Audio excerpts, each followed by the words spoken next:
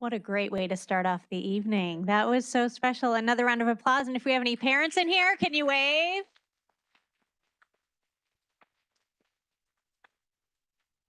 That was a really nice way to start us off. Thank you. It is 7 o'clock. I would like to call this meeting to order. Please join me in the Pledge of Allegiance. And if we can please have the choir start us off. Thank you.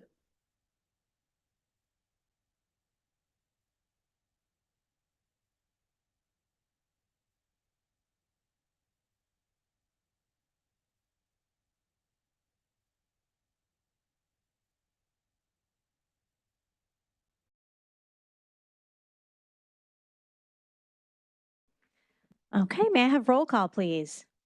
Mrs. Greenberg? Here. Mrs. Bacon is absent this evening. Mr. Laney? Here. Mrs. Matura? Here. Mrs. Case? Here. Next on the agenda is approval of agenda. Dr. Bales. Thank you. Items approved by consent will not come up for discussion during the meeting, but will be approved when the agenda is adopted. This is possible since members of the governing board receive the agenda along with backup materials at least 24 hours prior to the meeting and have time to review and consider all items. Prior to the agenda being adopted, members of the governing board or audience may ask that an item be removed from the consent agenda and brought to the floor for discussion at the appropriate place on the agenda. I would like to offer the agenda as posted. I just want a clarification with our board secretary. Are any of our comment cards tonight for any of the items on the items for discussion or okay. Okay. Do any of our board members have any item they might would wish to remove from consent agenda? Okay, and we're receiving clarification. If there's anyone in the audience who has not filled out a card who's would like an item removed from the consent agenda? Okay, just confirming if we have a comment and need to remove one.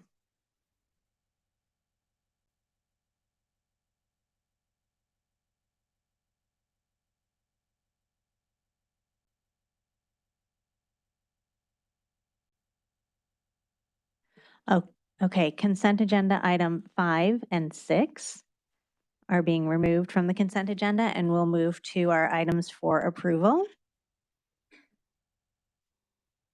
Okay, and so I would ask for a motion to approve the meeting agenda and recommended consent agenda items G1 through G4 and G7 through G11. So moved. All those in favor say aye. Aye. Any opposed say nay. Motion passes unanimously. Next on the agenda is governing board statements. Mrs. Case. This past week, we had the privilege of meeting with the student body members from the different high schools, and it was just such a pleasure to hear their ideas and to understand their perspective, and they're so willing to share, and I just really appreciate that opportunity. And tonight, I think we're back to normal in our district. The noise level in here was great. It was happy noise, and we are doing student recognitions. This is the fun part of being on the school board. So thank you all for being here. Mrs. Greenberg. Yes, I also want to thank the students who were participating in Student Voice. It was great too. It wasn't our first back in person, but it was our first for the school year. So it was exciting because we have some new students. We always have new students at the beginning of the year because we have new freshmen as part of Student Voice. I want to thank Mr. Long for doing a wonderful job facilitating. It was, we have become more topical or topic oriented and in our Student Voice. And the one this past week, we talked about student safety. And there was a lot of incredible brainstorming going on in terms of what are some of the things we can do, we as a district and schools individually can do, particularly in the area of communication when things come up and do that a little bit more quicker. So it was great to get that feedback from our students. Mr. Laney. I too would like to thank the students for participating in that and the administration that staff that put it together. I was really impressed with the comments of the youth as we dealt with two hard subjects, school threats and suicide. And I felt that our students handled it really well and gave us lots of great suggestions. I fully understand the threats because my daughter goes to one of the schools that had a recent threat, and she echoed the feelings of the students there that they felt a little intimidated or apprehensive to go back to school that day. And I remember talking with my daughter about it and helping her through it. And I mentioned to her that that's probably the safest day to go because we know about it. And so I worked with her on that. But on the suicide prevention, I asked the students what they felt about it. And one of the students gave a great answer. And he, I feel, understood it completely. He said, I play sports, I participate in clubs, I attend events, I have a core group of friends, I'm busy all the time, and because of those things, I am happy all the time. He hit in that one sentence on all of the things that help with depression. He hit exercise, friends, activities, not being alone, and support groups. And because this is something that affects us all. And I also asked the kids how many of them in our group had been affected by suicide, either a family member or a close friend or a relative, and every single one of them raised their hands, if I can speak correctly. And so it was just really impressive to listen to what they felt needed to be done in our district to help them with that. So thank you for putting that on. I wanted to bring up something that was said during Student Voice as well, because we have a lot of teachers in the room tonight, and I really appreciate seeing our teachers out there and knowing that our teachers are in the school and in this district for the kids. And that means so much, knowing that we have a really great group of teachers there whose number one priority is our students. And so I wanted to give you all a kudos because what I heard in my group was that what made our students feel the safest when there was an announcement or a lockdown was looking to their teachers and having the teachers be calm and know what was going on. And they felt they look up to their teachers, and the teachers knowing what to do and what the protocols were really made them feel safe. And these were at the schools that had incidences, and those announcements come over on the loudspeaker, and there's always questions, and to be able to look to the teachers and to have the teachers know the protocols, and for our students to say that they felt safe because of their teachers speaks volumes. And I wanted our teachers to know that. So thank you all. All right. Next on the agenda is awards and recognitions. Dr. Bales. Thank you very much. At this time, I'd like to invite the governing board down in front of the dais to join me, and Mr. Droege will do the honors.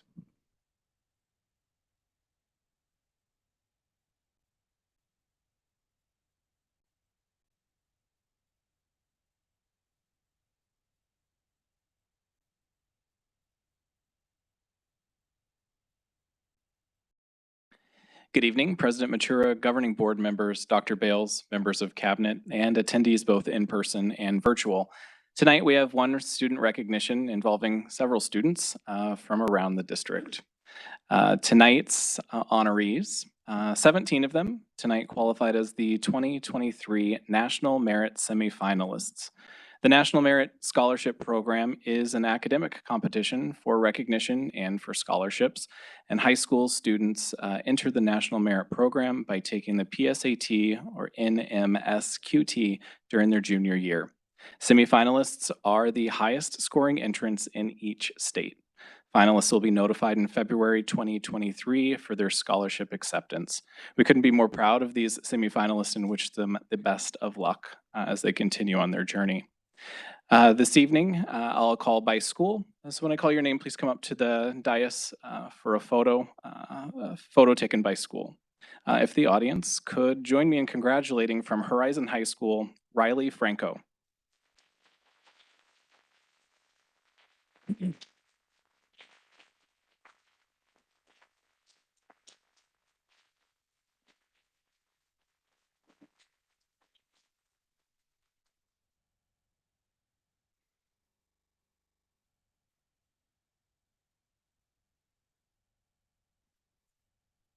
From Paradise Valley High School, Zara Alam.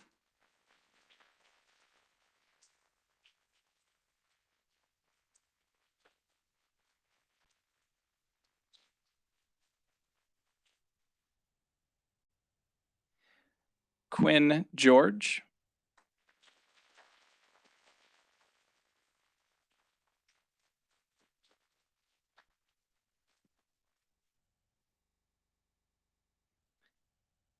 Baylor Green.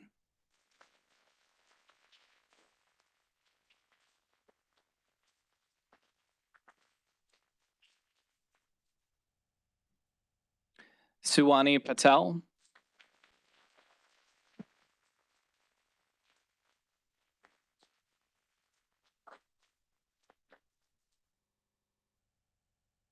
Sharisti Rajiv.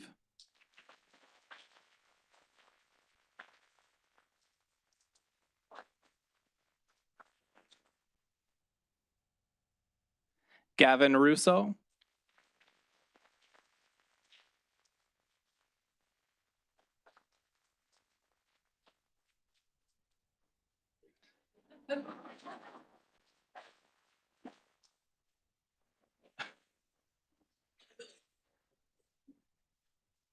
Next, also from Paradise Valley High School, Felix Shen.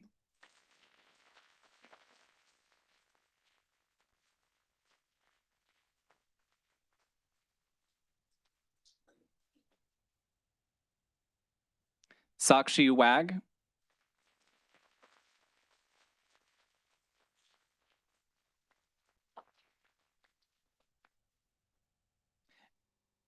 And Sydney Wolfert.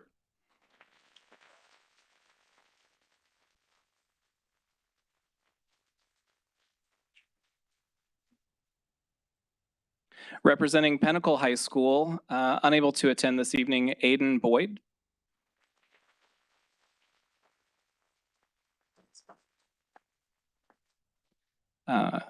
In here, in person, Ethan Kushner.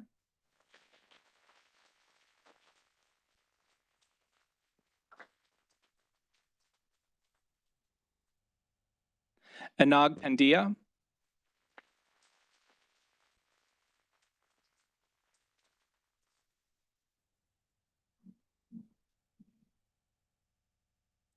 Hudson Roddy.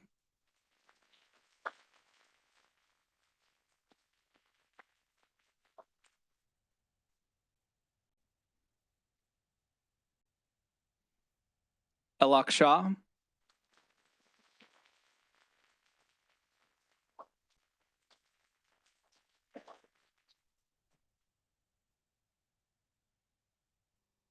Ella Terrell.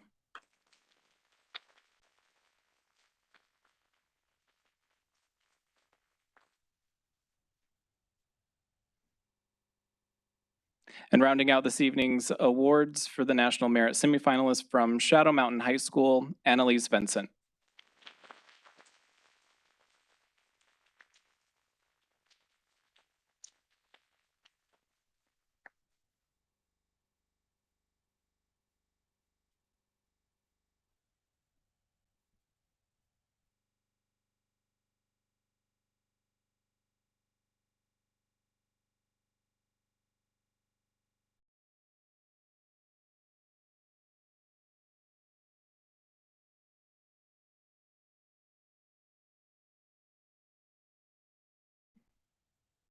While we're capturing this moment and photograph, please give these students one final round of applause.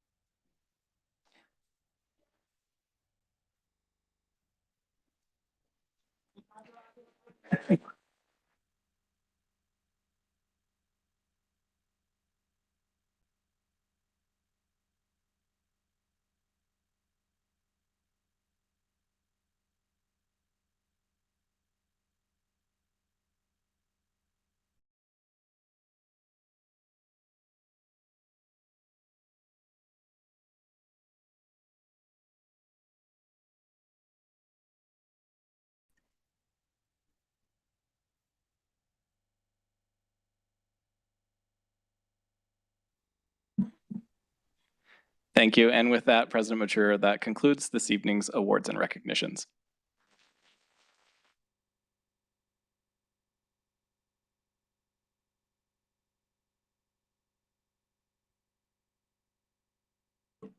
It's so fun seeing all the parents come up, and congratulations to all the parents and all of the students tonight.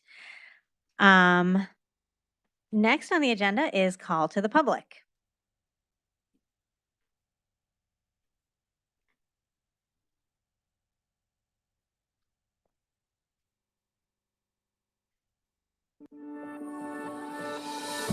Call to the public is about to convene. This portion of today's meeting allows the public the opportunity to address the governing board. Although state law does not require that the governing board hold a call to the public, the Paradise Valley Unified School District and its board have chosen to do so because we believe it's important to hear about concerns and issues from our community.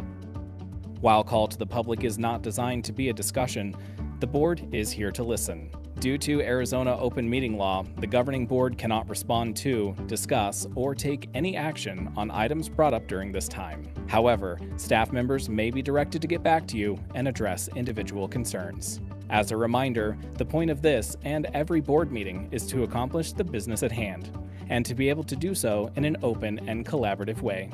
All in attendance are expected to observe meeting rules, as well as rules of politeness and decorum, so that we may serve as an example to our students that issues can be discussed in a respectful and civil manner.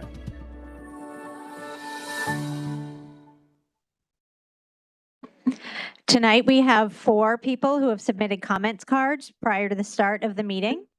Each speaker will have 3 minutes for remarks. Those who have asked to speak on agenda items will be recognized at the appropriate time during the meeting. Please state your first and last name when you come to the podium. Our first speaker is Jennifer Ariza, and next will be Christy Wellborn.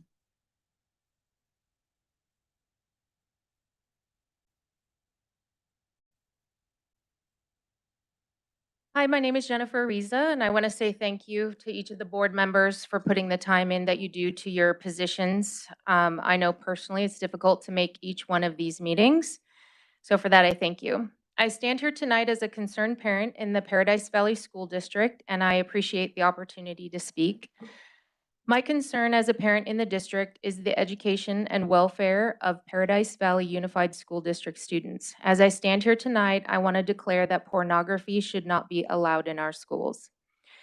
I want to ask each of our board members if they've been able to research the effects of pornography on children.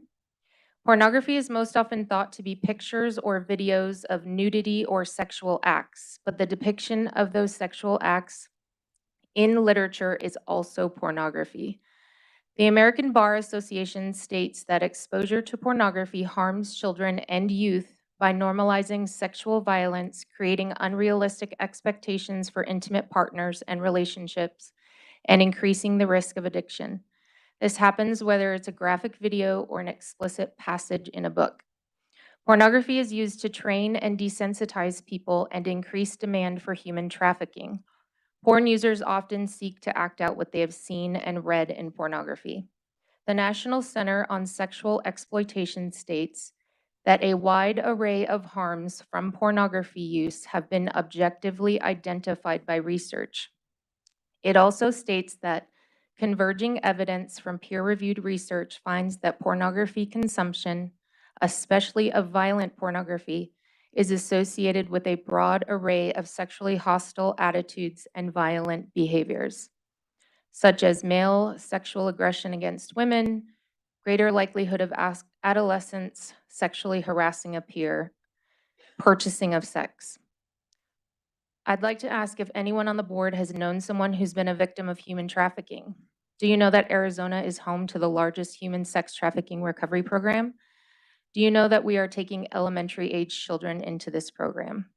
If we know that pornography in literature is harmful to children, and if we know that pornography is a gateway to human trafficking, then I have to ask why each of our board members would be approving any pornographic material, especially violent pornographic material, to be in our schools on your watch. In closing, if you haven't already taken the opportunity, I would encourage each one of you to do some research into the effects of pornography on children. And I would hope that the board recognizes that as citizens, we are called to stand up to ensure the welfare of our communities. And when the citizens see that the school board is not ensuring the welfare of our students, I would hope that parents would continue to stand up and fight for the kids. Thank you. Next up is Christy Wellborn, and then will be Barbara Jennings. Hi, my name is Christy Wellborn. Good evening, board members. Thanks for allowing me the opportunity to speak. My name is Christy Wellborn, and I'm a PV teacher and a proud parent of a 2nd and 4th grader at Desert Shadows. I'm speaking tonight because I was one of the teachers that was transferred, and I'm going to cut out some of my stuff because I want to get to the good part and thank some people who helped me out in this process. I was a teacher at Cactus View, and I taught kindergarten, and 5 days before our school went online to teach in 2020, I was surplus because of low enrollment.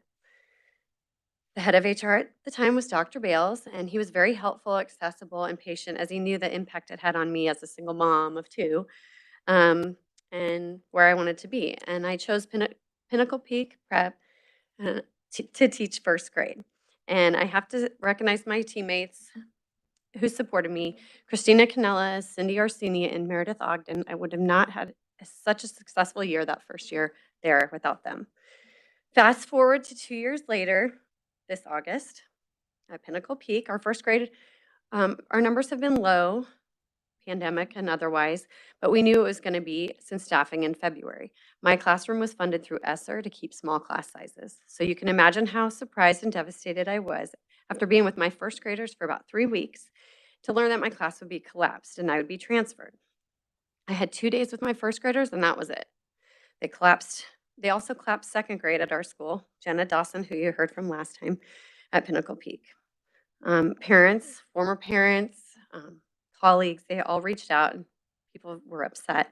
And I just want to thank them for their support as well. But I felt terrible for my 1st graders and my former 1st graders. And I want to recognize there are new teachers in 2nd grade as well, Leslie Wren and Kennedy Sequest, and the job they're doing.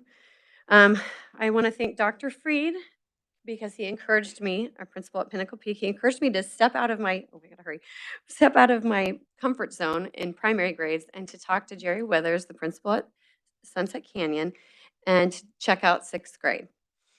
So I did, and I am teaching 6th grade there, and I understand that 200 kids didn't have a teacher, and it melted my heart when my 6th graders cheered when I told them I'd be their teacher for the year. But the way this was all handled was terrible. We're PV and we're the gold standard. People choose to be here and want to be here. And I feel like we're losing teachers and families. And we have the best teachers here. We're here for our students. And I would suggest doing this before day 1. I know that's kind of hard, but we got to figure that out. And I was transferred 2 times in 2 years. I want to thank Rob Dawson, Susie Sieb, Stacy Pusher, and Dr. Bales for all meeting with me, and Chrissy Stevens and everybody at Sunset Canyon.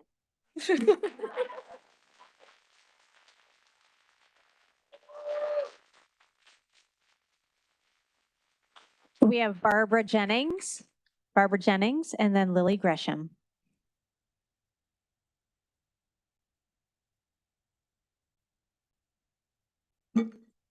Yes, good evening. My name is Barbara Jennings. My son is Robert. He is a junior at Horizon this year. I concur with the other parents said. I am very concerned about the direction our PV schools are going, not just for our kids, but for our teachers as well, and the spending and where the spending is being spent. $200,000 to go to lobbyists. We paid $400,000 to Dr. Welsh when he failed as a superintendent. We pay $55,000 a year to the ASBA, which is partly responsible for the horrible curriculum that has entered into our school system. So it's very disconcerting when you have things like what just happened at Horizon with the threat. But there is an increase in violence. I know my coach's wife works at Greenway Middle School, and it is a war zone. Crime, drugs, violence on a daily basis. And these should not be happening in our school. Something is wrong within the culture of our school. And I think a lot of it has to do with the curriculum that is being fed to our students. Teaching our students to hate each other because their color of their skin, and over-sexualizing our students with transgender dysphoria has been so harmful, and so much of it is being done behind parents' back.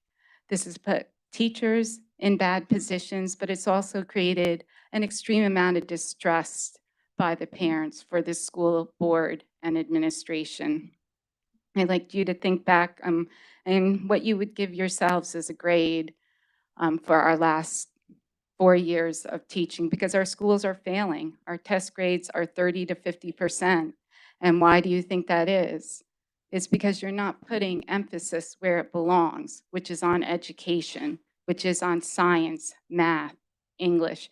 You're putting it on social activism and Green New Deal things. It's just you've gone off course. And I keep on hoping and praying that you see the damage it is doing to our kids. Kids are depressed more. They were shut down. They were locked out of school. They were forced to wear masks for extended periods of time, which affected, especially young ones, their development. And I fear going forward how you're going to handle if we have something else occur like that again. Are you going to be willing to damage our kids further by shutting down our schools and masking our children? I want to see that you put money where it belongs, which is to helping our teachers, getting better teachers, giving them higher pay in our school district, and stop spending money on lobbyists and wasteful spending on some of these other agenda items, which I will speak about later. You're digging into parents' response. It is our responsibility. Our kids' social development is on the parents. Thank you. That's your time. Lily Gresham.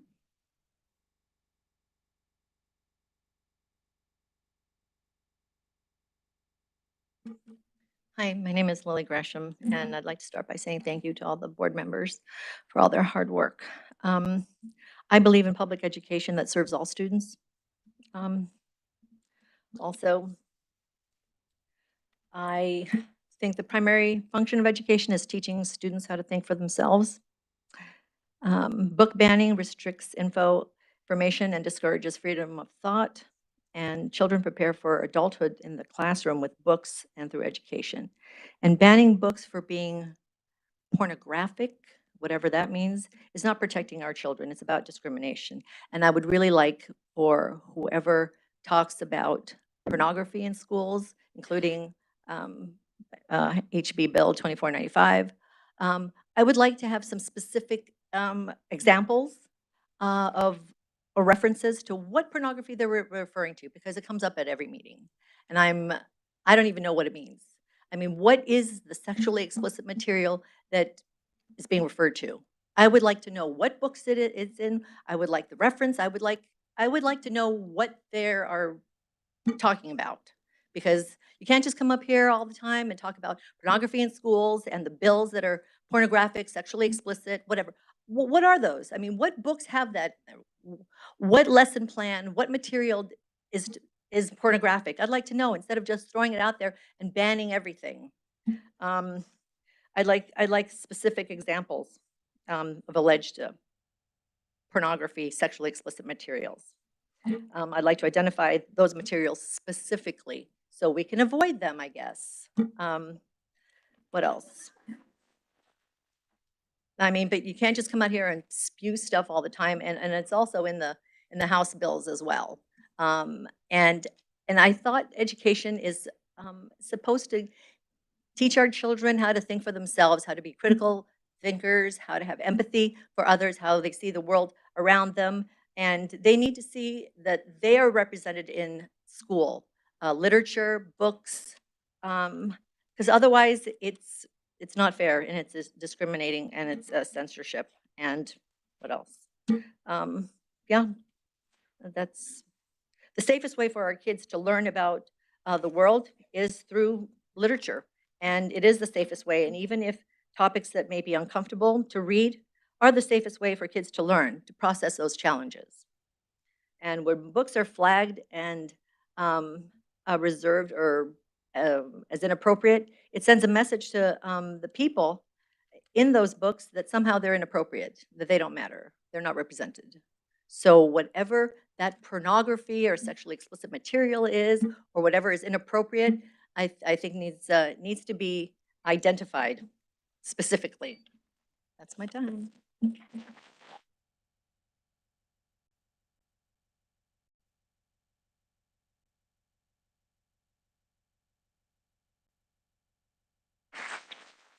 Next on the agenda is Dr. Bales and superintendent comments. We've got a beautiful audience out there, all color coordinated. I love it. You're looking good, people, looking good. All right, Stacia. Thank you so much for being here tonight, and to the administrators holding up the wall in the back there. We did have the opportunity to recognize some outstanding student achievements, and I'd like to continue that recognition. This past spring, Arizona's academic standards assessment for English language, arts, and math were administered to all 3rd through 8th graders. And I'm proud to report that 484 students received a perfect score.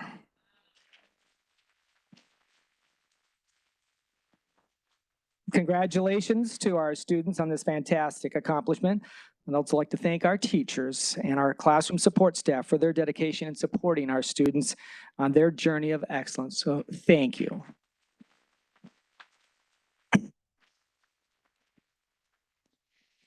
In addition to those very tall and handsome students that were next to me a little while ago, we also recognized, as we recognize the national merit semifinalists, we're also proud to announce that PV students has 21 2023 National Merit Commended students from Horizon, Paradise Valley High School, Pinnacle, and Shadow Mountain. Congratulations to those students also.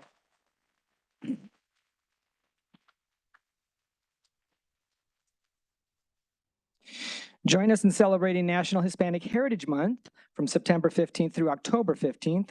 Each year, we observe National Hispanic Heritage Month by recognizing the contributions made by Latinos and Hispanic people to American society and culture, as well as American citizens whose ancestors came to America from Spain, Mexico, Central America, South America, and the Spanish-speaking nations of the Caribbean.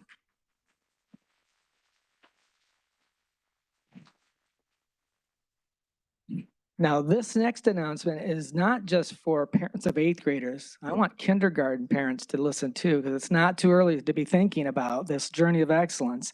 We have some upcoming events for 8th grade students, excuse me, geared towards honors and gifted 8th graders and their families who want to attend. Shadow Mountain High School's Digital Academy of Advanced Placement Scholars, a humanities honors program, is hosting an open house on Wednesday, September 28th at 6:30 in the Media Center. Paradise Valley High School Center for Research in Engineering, Science, and Technology, or CREST. Their information night is on October 3rd from 5 to 8 in the auditorium at Paradise Valley High School. CREST allows students to study one of the 3 specialized disciplines: bioscience, computer science, or engineering. And we hope that you come to learn more about these exciting honors programs. The Arizona School Personnel Administrators Association, Aspa, has released results for their annual teacher survey. The report indicates about 26.6% of teacher vacancies remain unfilled, while 41.7% of the vacancies are filled by teachers who do not meet the state's standard certification requirements. I share this because I want the governor and the legislature to wake up. We're tired of being left behind and forgotten. I have always strived for excellence in every position that I've held. But quite frankly, we're $5,300 some below the national average per pupil in this state. And that's not even average. That's below average. So if you want to leave a legacy, step up to the plate and do something.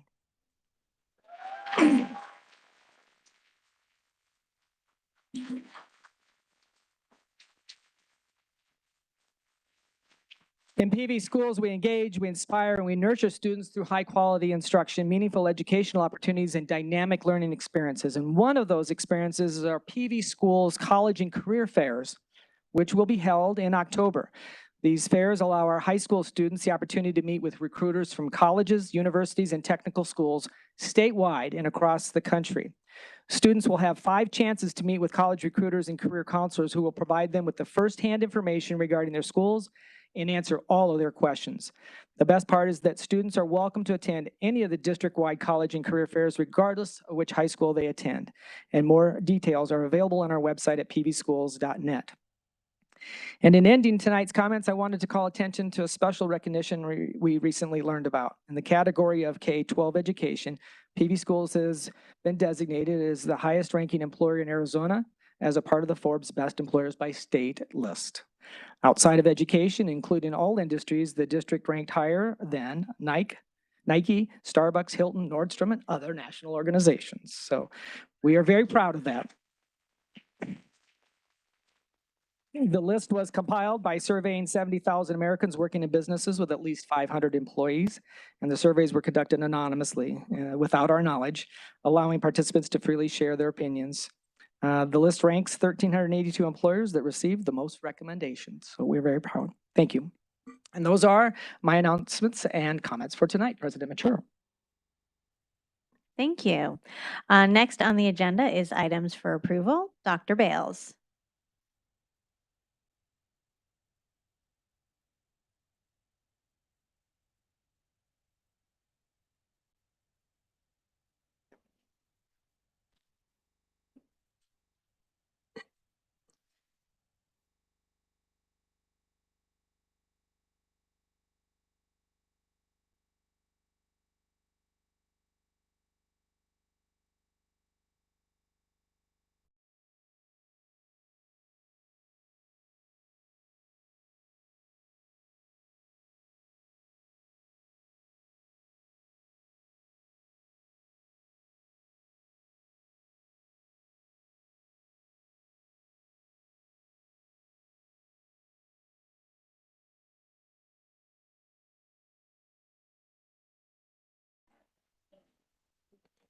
All right. For the next item, we do recommend consideration and approval of Resolution 524, Memorandum of Understanding between Teen Lifeline and Paradise Valley Unified School District. We do have one comment from Barbara Jennings.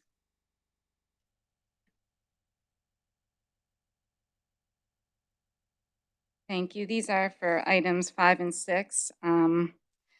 For the memorandum. Excuse me. We are just working on item number 5. Oh, okay, because so, all right, you Just- don't want me to do both That's at the okay. same time. That- Okay, I can't remember which one was 5. Was Teen it Lifeline is Lifeline first. or the other one? Teen Lifeline is first. Okay.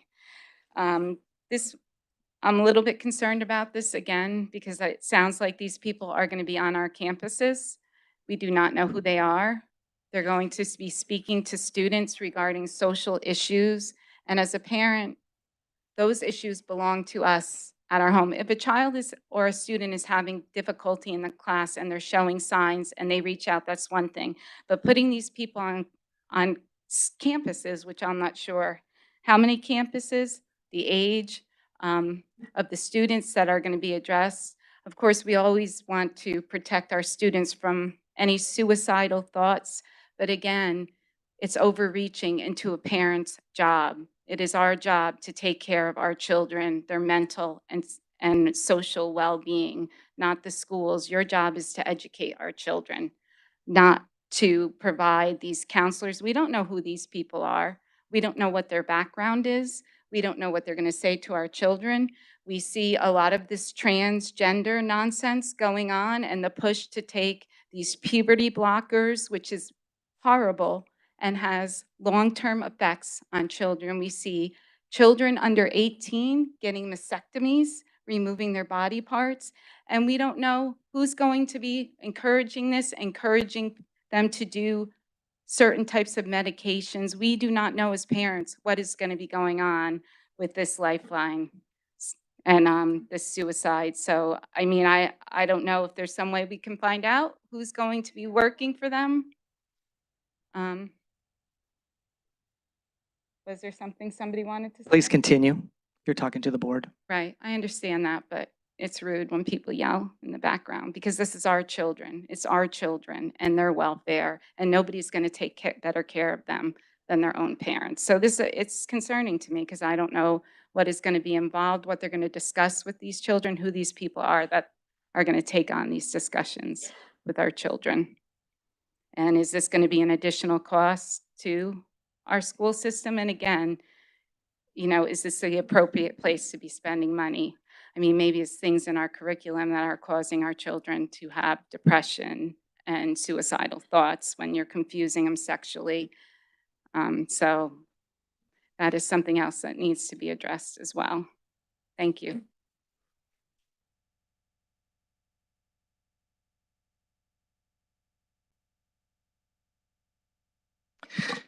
President Matura, Governing Board, Cabinet, and guests, tonight we recommend the MOU that is attached for review to this agenda item. We have a longstanding partnership with Teen Lifeline for nearly 10 years. You may recall that all of our students, grades 7 through 12, have a student ID with their contact information on it to remind students they are not alone. There is no cost to the district with this memorandum of understanding, and these are trained counselors to assist. They provide a 24/7 lifeline for kids to talk to peers or adults that have been trained to assist them. They are a resource for us in times of crisis. Recent school threats in our district and across the valley continue to cause tremendous stress to our students. And as a reminder, we are committed to the safety of all, and we take every threat seriously. So we definitely want to continue to do that. We plan, we train, we prepare, we revise our process for responding. We have district emergency response plans. We have site emergency response plans. And we have these memorandums of understanding with long-standing partners that help us. We were the first in the state to lead the Student ID initiative.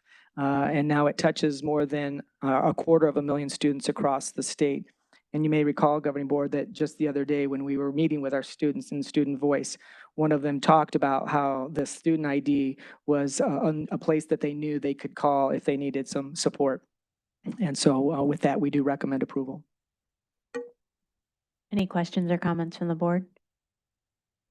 Mr. Laney? So as we were talking earlier, this was a topic that in the student voice, and it is a topic that affects us all. And I know that Dr. Bales, on his emails, you have your signature at the bottom always talks about this. I've noticed that. And so my question, I think it's in there, it just wasn't mentioned yet. When a student reaches out, aren't the parents supposed to be notified if they're under 18? So in our next item, if we're making referrals, it's always with parent consent on item number 6. Okay. This one is also, parents are a part of this process, but this is a time of response to crisis situations. But, providing the information, parents can call the hotline number 2 if they want. Okay. I'm going to pause for one moment because I realize we do not have a motion on the floor yet. So I'd like to officially have the motion on the floor and we'll continue our discussion. So may I please have a motion to approve the recommendation adoption, or the recommendation of the resolution number 524, Memorandum of Understanding between Teen Lifeline and Paradise Valley Unified School District? So moved. Okay, we can continue our discussion. I believe Mrs. Case had a comment. Dr. Bales, you've had a long-term relationship with Teen Lifeline and have brought that to the district to put the phone number on the back. I have 7 children, and I mean, I would always hope that they would come to me, but sometimes kids like to reach out to other people and they feel more comfortable for whatever reason. And I am grateful that we are involved with something time proven like Teen Lifeline that students can reach to. And with your association with them, it makes me feel comfortable continuing this partnership with them. Thank you. Mrs. Green, no. I did also want to point out that I believe it was a couple of years ago that the legislature actually legislated something that we had been already doing, which was providing the Teen Lifeline information on the back of cards, and that is now a statewide law. Yes, that correct. we provide that information to students. And they are listed as one of the partners that any district across the state can be using on their cards. Am I correct? That is correct. Okay, thank you very much. Any other comments or questions? Okay, then all those in favor, please say aye. Aye. Any opposed? Motion passes unanimously. Next on the agenda is consideration and approval of resolution number 525, Memorandum of Understanding and Facilities Use Agreement between Paradise Valley Unified School District and Southwest Behavioral Health Services. Should I ask for a motion first? Dr. Bales first. Yeah, Dr. Excuse Bill. me, I Thank apologize. you very much, President Matura, Governing Board members, Cabinet, and guests. The purpose of this agreement between the PV and the Southwest Behavioral Health Services is to provide some mental health services, substance abuse counseling, and parenting skills, including individual, group, family counseling services to students and families within the district. All of these services are provided as a courtesy and with parent permission. We do have a comment. Barbara Jennings.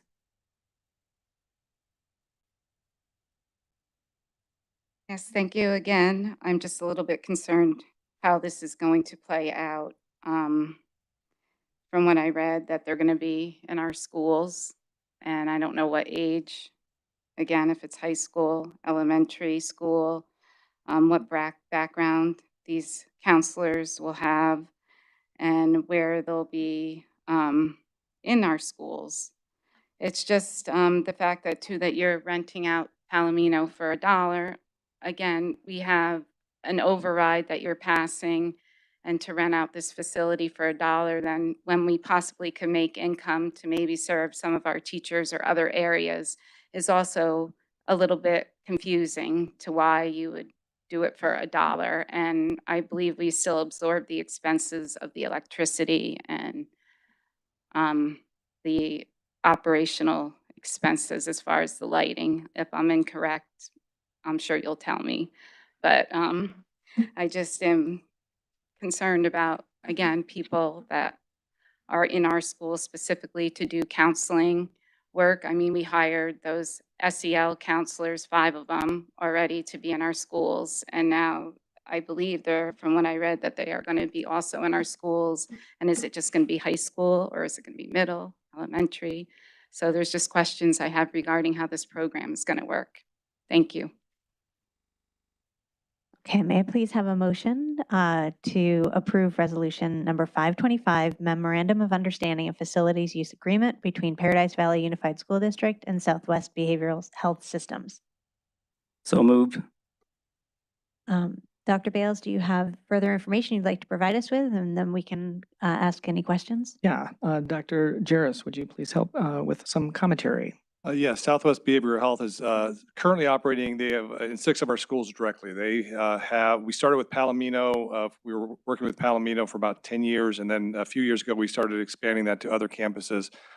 In these situations, they assign a counselor specifically to a school or a pair of schools. In this case, we're currently serving 6 to help provide access to students who typically would not have access to these types of services.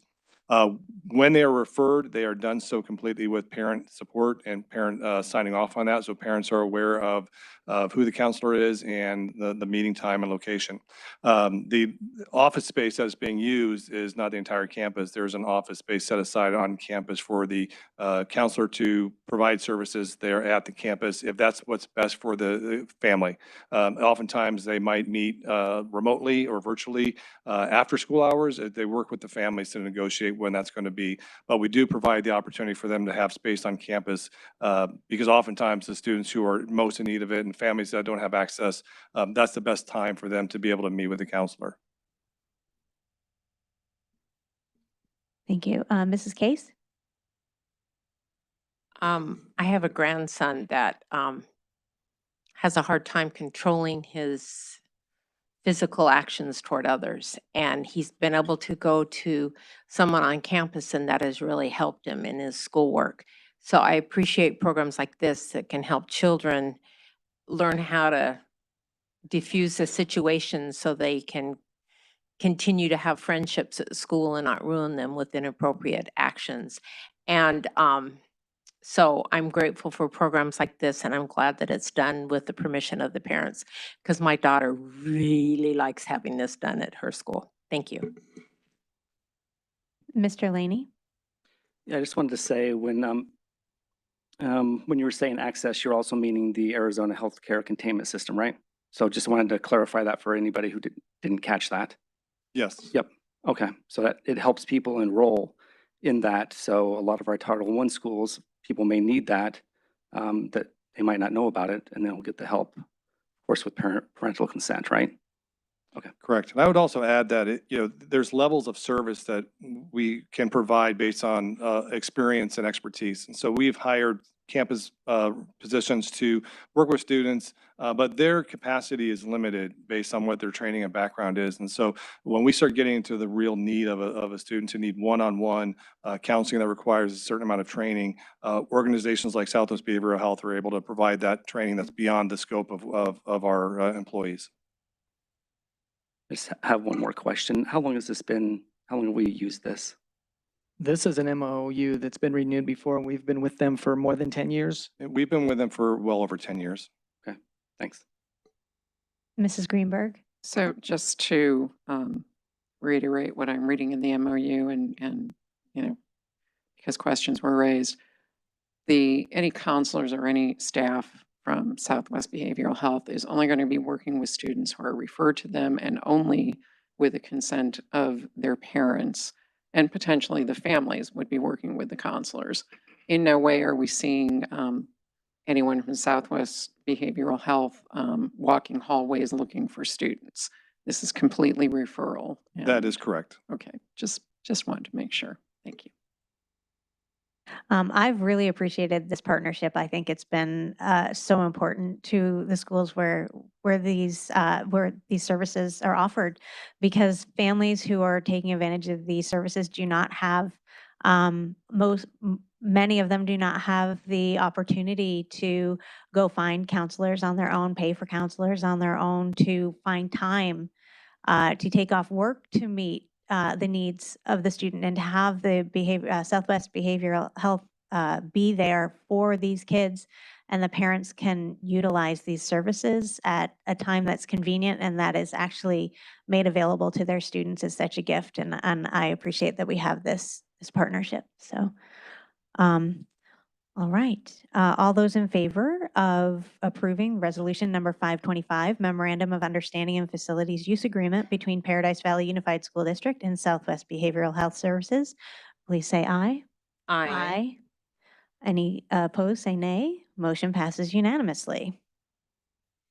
Next on the agenda is additional items for approval. Dr. Bales.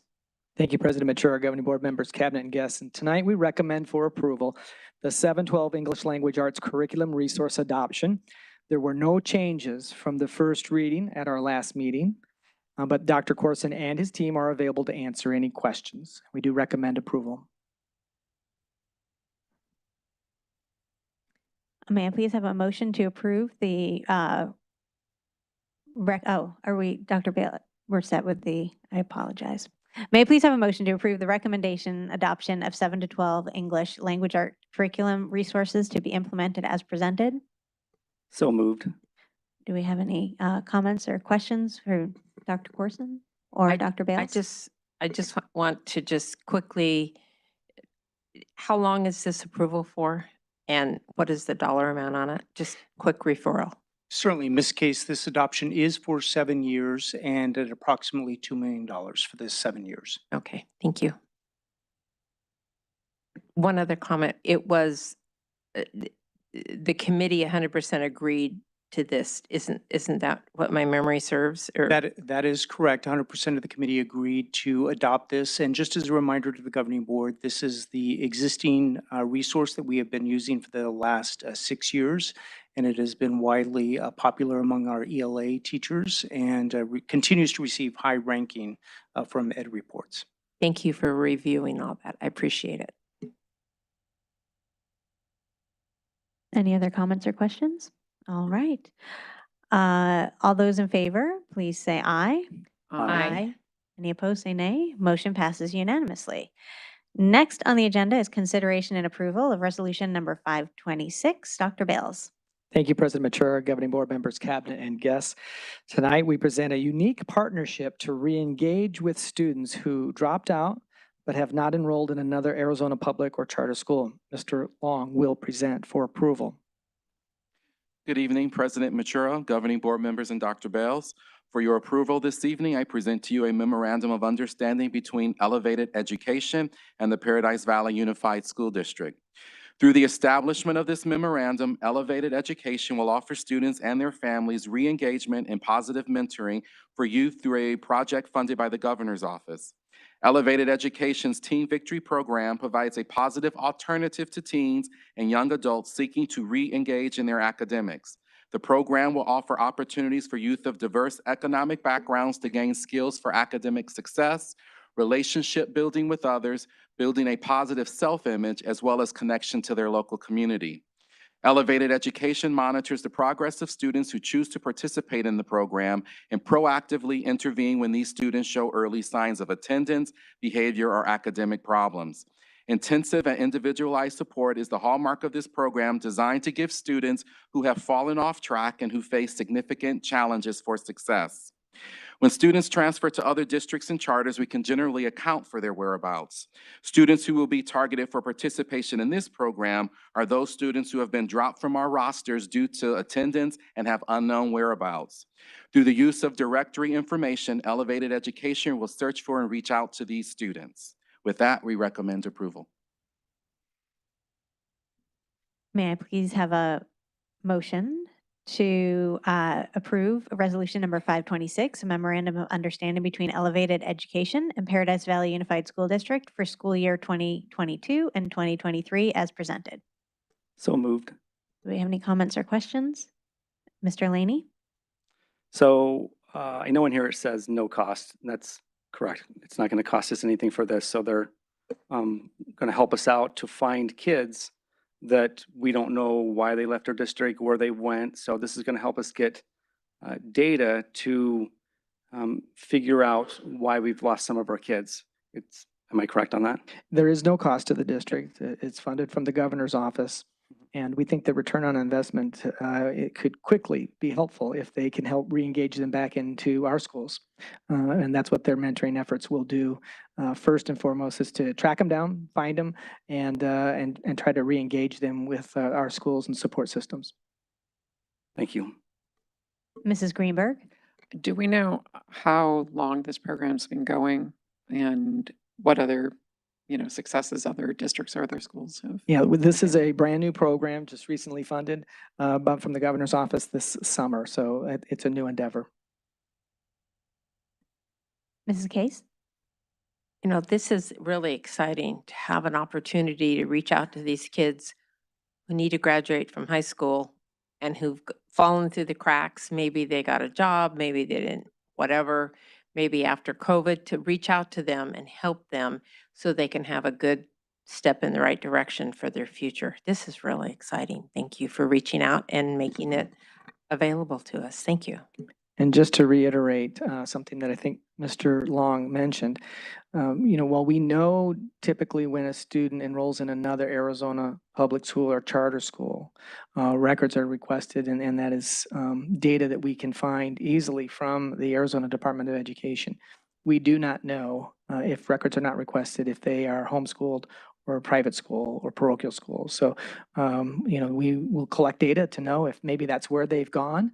And if they're not, if they're just working in the community and still floundering, then the opportunity exists to re-engage them back in our schools. I'm really excited about this partnership, and I wanted to thank the Governor's Office because this is something that can make a real difference in kids' lives. These kids, if they're out there and not being educated and have left school prior to graduation, if we can get those kids back and keep them from floundering out there and have them graduate and be a part of our community, this is such a wonderful opportunity. So I'm glad we are a part of this program. Thank you. All those in favor, please say aye. Aye. Any opposed, say nay. Motion passes unanimously.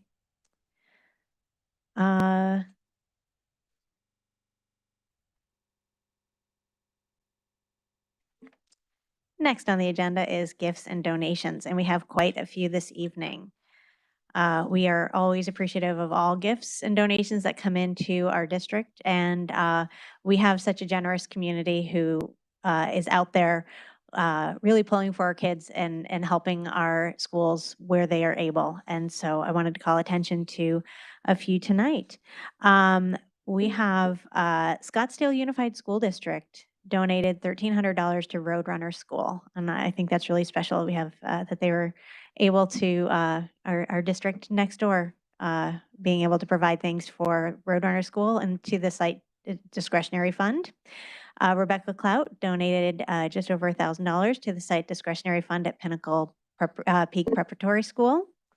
We had Desert Trails Elementary School PTO donate turf and storage shed and outdoor shades for an outdoor learning area for approximately $25,000.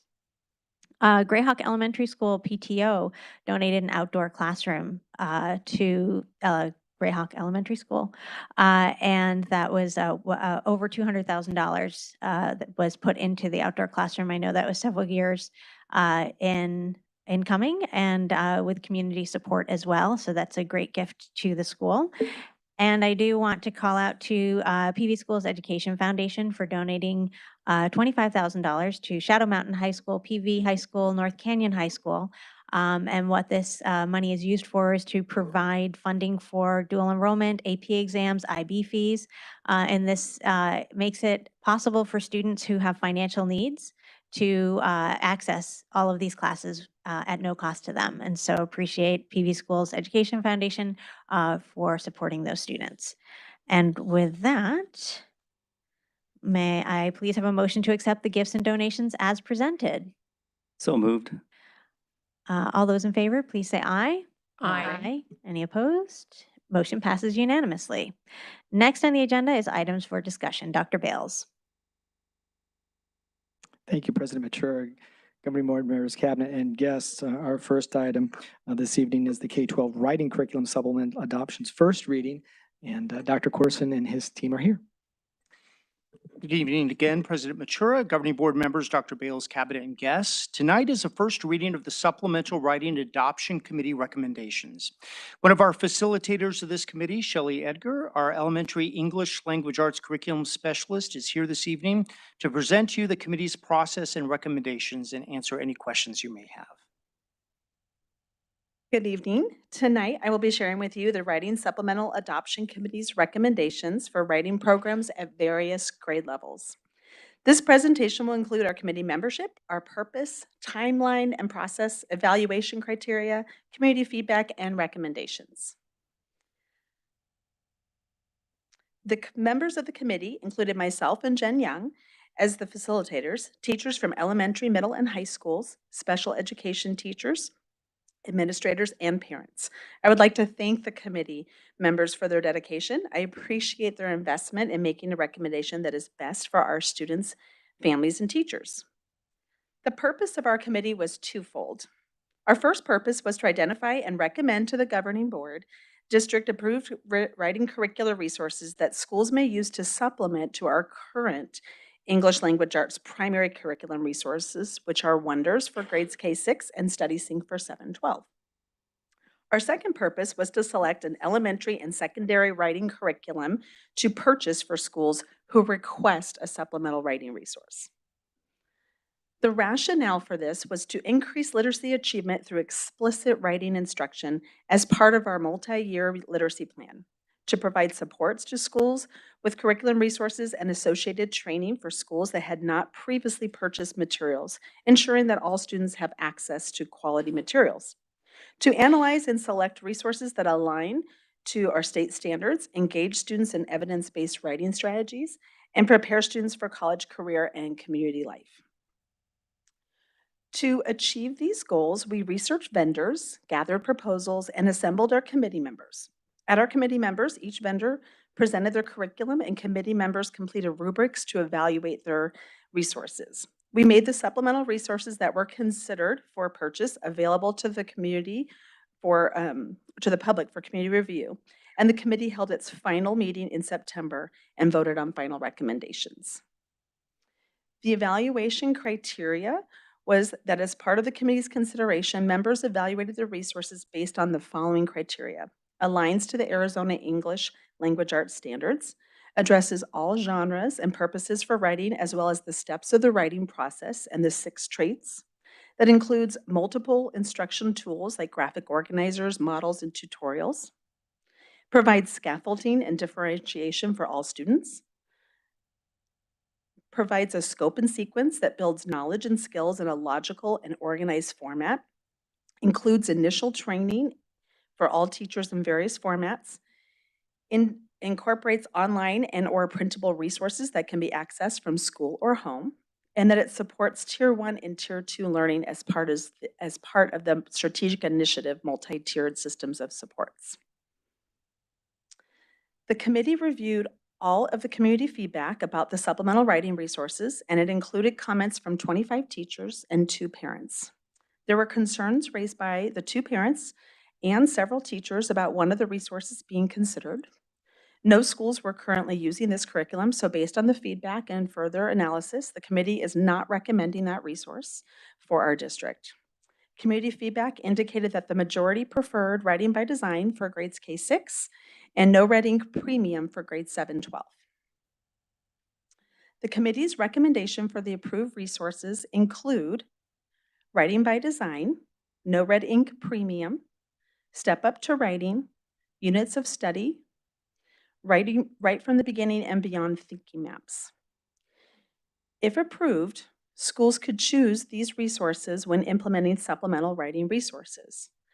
In addition, for schools that currently do not have a supplemental writing resources and are requesting one, the curriculum department will purchase writing by design for grades K-6 or no red inks for grades 7-12 per the committee's recommendation. At this time, do you have any questions for me? Mrs. Case, did you have questions? Sorry. Well, I have many. Okay. I, so the community feedback, so you're doing writing by design K-6 Yes. and then no red ink for 7-12. Yes, the premium Premium. version. Mhm. Premium, what's the difference between? So No Red Ink offers a free version that teachers can already choose to use, but it's very limited in what it allows access to. So the premium version has more lesson plans directed to writing, whereas the free version is more grammar-based lessons and activities. Okay. So then the curriculum recommendations, what's the difference from what each school will get and what's below here? How does that work? So the committee is recommending that we purchase for those schools who would like to have a supplemental writing adoption, to purchase the no red ink premium for grades 7-12 and writing by design for grades K-6. However, we already had some schools that prior to this year had purchased their own writing materials. And so we put those out for community review and feedback, and they're on the supplemental list that a school could continue to use, but they would do so on their own. So those are the ones that are listed over on the other side then? Yes. I mean, that next, so Right, the whole they- list is the ones they can choose? Right. Or they might be, some of these are already being used at some of the Yes. schools? In fact, all of them have been used in the past by some of our schools. Okay, and they've been found to be good programs that Yes, the school is committee- working with? Right. The community reviewed them and found them to be good, solid programs, and then they also put them out for community review, and we received positive feedback. Okay, so is there any grammar curriculum per se? Or is it smattered throughout these programs, or how does that work? So No Red Ink Premium definitely has grammar lessons embedded into its program. Okay. Writing by Design is strictly a writing program. It teaches the foundational writing skills as well as the genres that need to be writing. But our comprehensive program in grades K-6 is Wonders, and that has grammar lessons embedded into the program. Okay. Might have some further discussions because I have some real opinions on the grammars that some of my children have had in this district that have been fabulous. Oh, great. Okay, well, we, And the author has gone, her kids have gone to our school district. oh, that's wonderful. Yeah. So anyway, I'll continue to talk about some of those things, but, so the schools which have proven that what they're using is working, they'll can continue to use that. If they so choose. There are some schools that would maybe like to start with the newer programs, but they can choose something that's on the supplemental list. Okay, and then how about training? How does that work? So with the two programs that the district would be purchasing, Writing by Design and No Writing Premium, the district will be providing training because that will be embedded into the process. And then Jen Young and myself will continue offering training for the years to come. If a school is using a different program that's on the supplemental list, it will be up to that school site to provide the training. Okay. And then how long is this program for? How long and is it online or material or how does that work? So Writing by Design for K-6 is a physical material. There is an online component where teachers can print PDFs. And also there's some additional helps that can help them grade assignments, like the students have to post one portion of their assignment. No Red Ink Premium is a completely online program. So no physical materials. And then as far as the length of time, I believe that will be determined by the cost. Is that?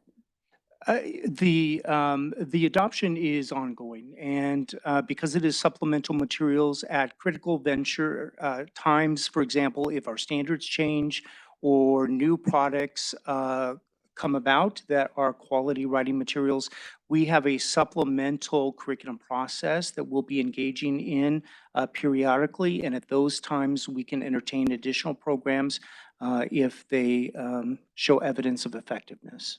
So it's more of a year-to-year process on some of these? Probably longer than year to year.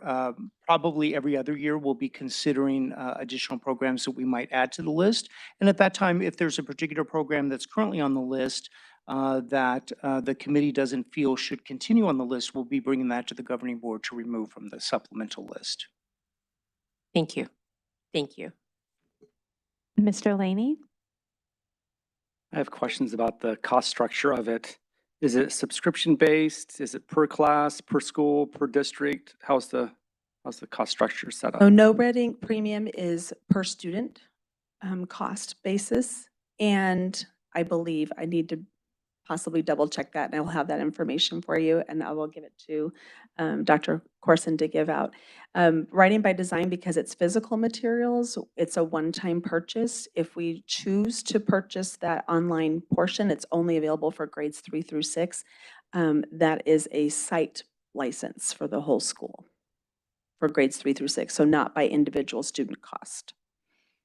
So would purchase it for that particular school or the whole district? We would have to decide, like all of the schools that are wanting to opt in would have that option. It would have to be renewed every year. It is a yearly cost though for that part. You can teach the program, however, without that online piece. Okay, thanks. Mrs. Greenberg? Okay, so just to reiterate, when we are asked to approve this next meeting, we're actually going to be approving all of the programs that everyone is using that the committee has reviewed to ensure that they have board approval. But moving forward, if anything is to be purchased, it would only be Writing by Design or No Red Ink. That is correct. Okay. Just wanted to double check. Okay. And one thing I did want to make sure is the No Red Ink that is online only, that will there be resources for students that may not have the internet? I know they all have their Chromebooks now, but may not have internet access at home, that some of any assignments will have time in class if they need time at school to finish assignments in case they're not able to do so at home. I just want to make sure that that is something that is teachers are aware of and will work with the students on. Ms. Matura, some of our schools already use some of the free versions of No Red Ink, and they do make accommodations for students in that case. This is primarily a tool that's used within the class period to develop students' writing abilities. It's not really intended to be necessarily a homework piece, and so that writing instruction is delivered in the class. Great, thank you. And I did want to say I really appreciate this new structure where schools who are using supplemental materials that have been found to be effective and that the board, that the committee went through and found that they were appropriate materials, that they are able to continue to use those resources. But moving forward, that the district as a whole is investing in 2 structured programs, and so that time and resources can be spent on professional development for specific, it can be done across the board, and that it's not trying to work on a whole bunch of different materials. So I really appreciate the direction that this is going and that it's being using funding appropriately, using our staff appropriately, and hopefully more effectively. So thank you. Any other questions? Okay, thank you very much.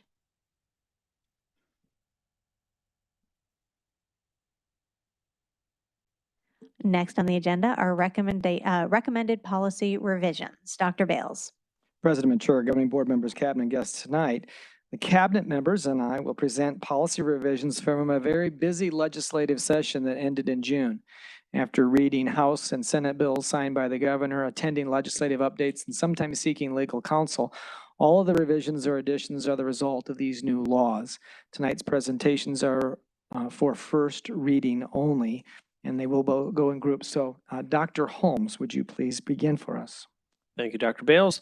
Madam President, members of the board, this is first read for recommended changes for Governing Board Policy Jlcb, Staff Health and Safety. Specifically adds language that brings us into conformity with recently passed legislation outlined in ARS 36681 and 36685, which prohibits us from requiring masks or vaccinations related to COVID-19. And I'm happy to take any of your questions. Any questions? Mrs. Greenberg? This is not necessarily specific to this one, but since you're first up, I'm gonna say it now. Lucky me.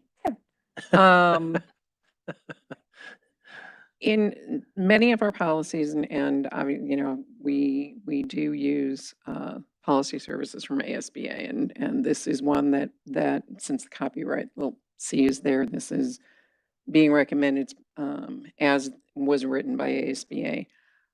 But I think starting with these and moving forward, where we don't designate within the body of the policy what statute is applicable, I think we should.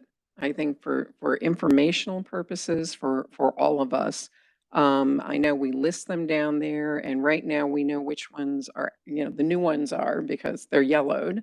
But the moment we stick this in policy, they won't be.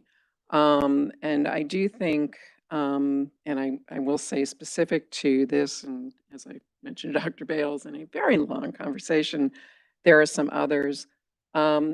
This is one of those policies where this matches exactly what's in statute. And it may not necessarily be something that we this one is not necessarily something where we as a board or we as a district have leeway to say what is or isn't going to be in here. So I think it is appropriate, particularly in something like this, to add something like, per ARS statute number, the school district shall not, or something like that. I think that helps, with anybody who wants to read the policy and wants to know which statute specifically applies. Then it's right up there and they don't have to go through the list of what will become, for ARS and everything else to find it. That's the first thing I would like to point out on this. I may have another comment, but. Are you saying right at the top? Yeah. Just, where it says the school district shall not, just say per ARS, fill in what the statute is, the school district shall not. there, you know, there's there's a number of instances in our policies where we specifically say what the statute is. So I just, going forward, I think we should do that as a matter of course. I think that's a good idea, so it's ready reference. Are there instances where throughout, we have a very long policy manual. Are there instances where perhaps it's multiple ARS that are going to be applying to the same sentence, or, so it's several in there? What would be a This thought? would be an example. There are two references. Well, I mean, we could stick it at the end of, A, or in Sure. the beginning of A or beginning of B. I mean, I think there's ways to do it, but I do think it makes sense to have it connected to what it is as opposed to having it listed just at the end. Sure. My thoughts. Okay. And all right. So that was all from Dr. Holmes, I believe. Any questions on, Mr. Laney? Yeah, thank you. And thank you, Anne, for clarifying, or Screenberg, clarifying where the GBGCB came from. Because reading through all these documents, it's super confusing trying to figure out which is which with alphabet soup as the name. So I was wondering that. But I have a question about this. The mask requirement for the law, does that apply to school buses? Mr. Laney, the answer is yes. Okay. We do not have a federal mandate that, might cause conflict between federal and state expectations, but this applies as it is written to school buses as well. Thank you.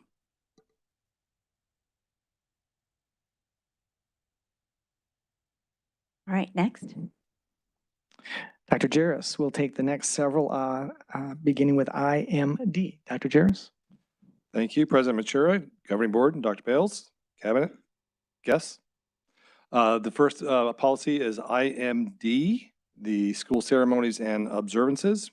The first part of this policy update changes the daily moment of silence from up to a minute to a minimum of 1 minute, but not more than 2 minutes. This update is in compliance with House Bill 2707, which amended ARS 15-506.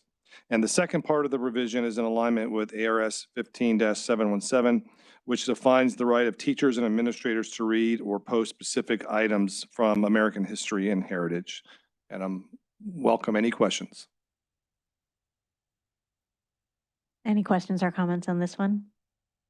Mrs. Greenberg?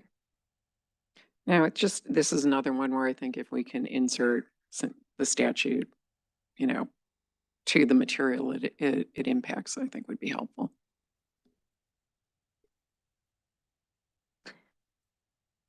Okay. The second policy is JF, student admissions. The added language to this policy identifies the application process for a certificate of educational convenience. This process is used for students in certain cases to explicitly outline which school district is responsible for the education of a child. And I welcome any questions.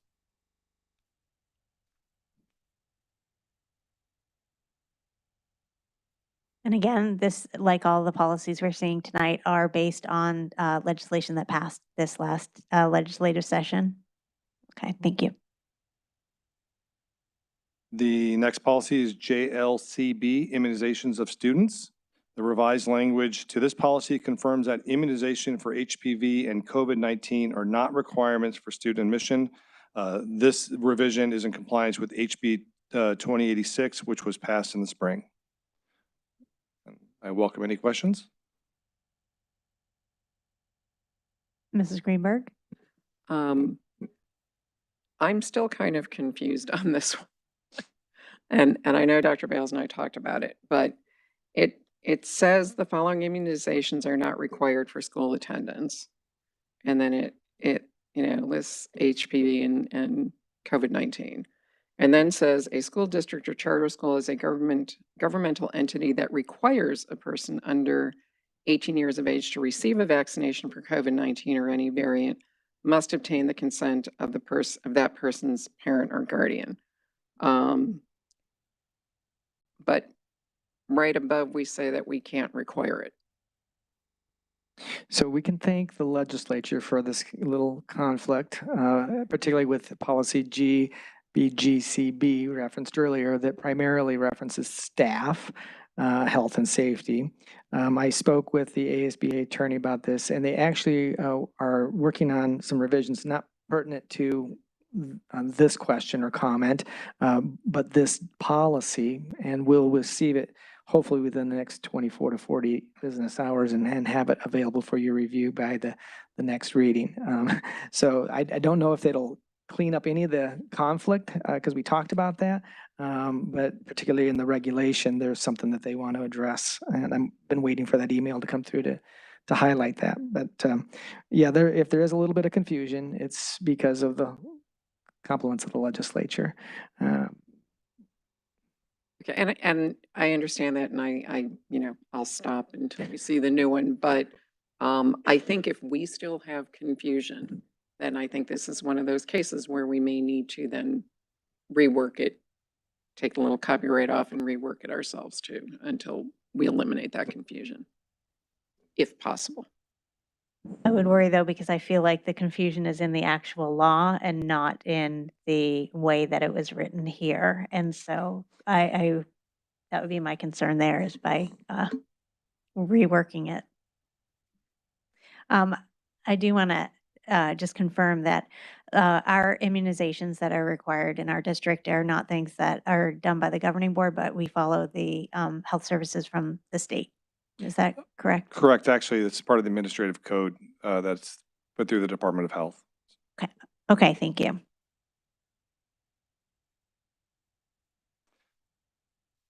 And our next policy is JLCC, Communicable Infectious Diseases. The additional language to this communicable disease policy requires that a school must have parent or guardian permission before requiring a student to wear a mask or face covering. This revision is in compliance with ARS 1-611, which was amended in the spring of this past year. Mrs. Greenberg. I'm sorry, I spent a long time on these. I still feel this, sorry, I had a conversation with Dr. Bales about this one too. I think it's worded strangely. I think in reading it, most of us would understand exactly what it means.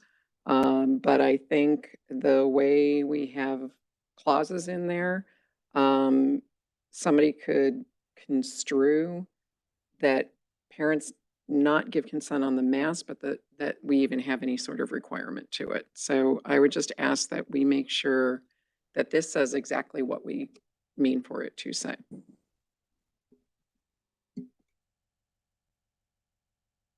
Does anybody else have any wording suggestions to help? Well, I'm wondering, is this taken directly from the ARS? Is this what the wording says in the law? If we can go back to that.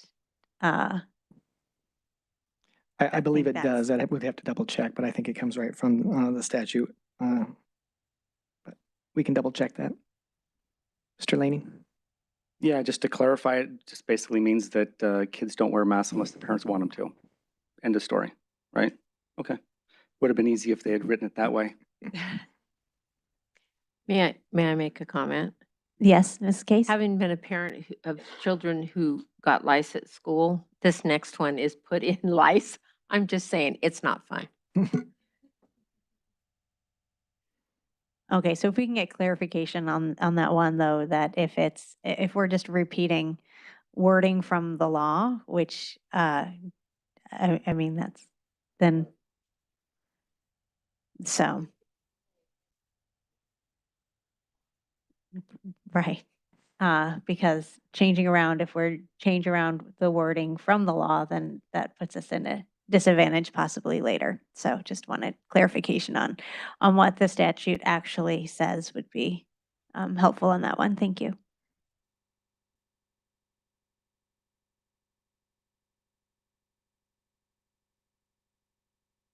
And the next policy is JLDAB, Referrals to Other Agencies. This new policy reflects the requirements for school districts as established in ARS 36 3436, which addresses providing access to mental health services through funding provided by Jake's Law. And I'm welcome any questions. Mr. Laney? Sure, thanks. Sorry. This is purely 100% opt-in, correct? So nothing in this can go or take place without the parent coming to us and saying, I want my kid enrolled in this. Absolutely. It requires an opt-in process for families. It requires a reporting to access from on our end, and a survey of some kind. So it's very transparent.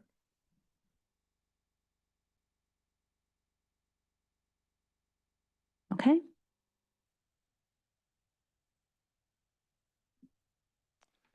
And the final policy on my part is KI, visitors to schools. Revisions to this policy articulate requirements for schools to allow parents to tour and observe a school. These changes are reflective of requirements that were passed in HB 2025 this past spring.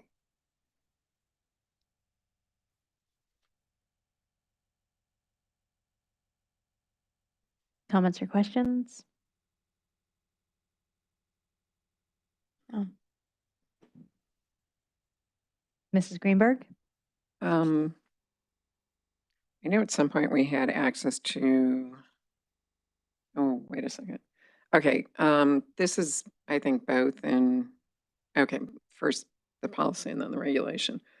There is a line here, and again, I presume it is straight out of statute, that says no visit, tour, observation shall be permitted if it threatens the health and safety of the pupils and staff. Threatens is a non-specific term, shall we say. Do we have guidance as to what we consider threatens to mean? No, we don't have direct guidance. That's going to be rather situational as we kind of explore this policy and the practice of it. So that could be as benign as capacity within a classroom or space due to fire code. That could be, a situation that's happening on campus that additional visitors would pose a threat. So this is going to be that term threat is going to be something that we kind of identify as we work through situations. I appreciate that.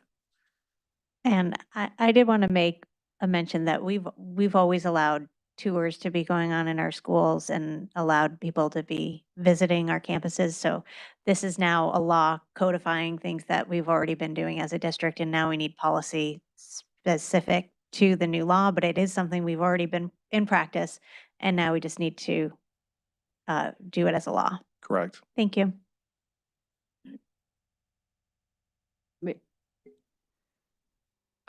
I don't see the regulation here, but I know that I made a comment to Dr. Bales about this one too, is in the information we received, there was a recommendation in the regulation. There's a paragraph that starts out in visiting a classroom, and originally it says parents must realize the teacher's first responsibility essentially is to the students and to the class. And the recommendation was to remove parents must realize. And I don't quite understand why we would want to remove that, because teachers aren't visiting the classroom. So we're removing it's the parents who are visiting in the classroom. So I think I just don't understand why we would remove parents need to realize. I think part of that is with the idea that all people involved with the scheduling of these tours would recognize that that's a priority. So that would include perhaps administrators, office staff. That's my thought on why that sentence would be specific to all people in the process, not just the parents requesting the tour.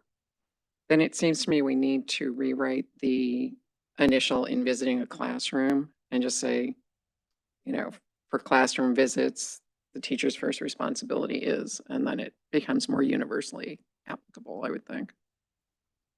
Or something like that. But it's just when we take it out, then there's no subject of the clause. Or it becomes the teacher, so. If we rewrite this one, that'll likely take the copyright off of it, but we can do that.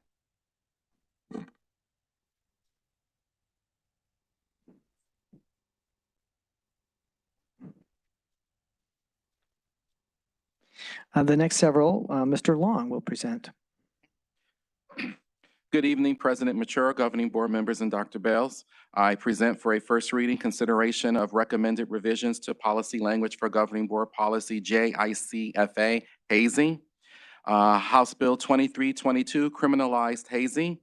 Hazing is a Class 1 misdemeanor unless the victim dies, and then it is a Class 4 felony. Policy JICFA and exhibit are based on previous law, which was largely unchanged. The major change to the policy is that the definition of hazing now links directly to the criminal statute. Therefore, hazing has been redefined in policy and in the exhibit. I will be happy to answer any questions at this time.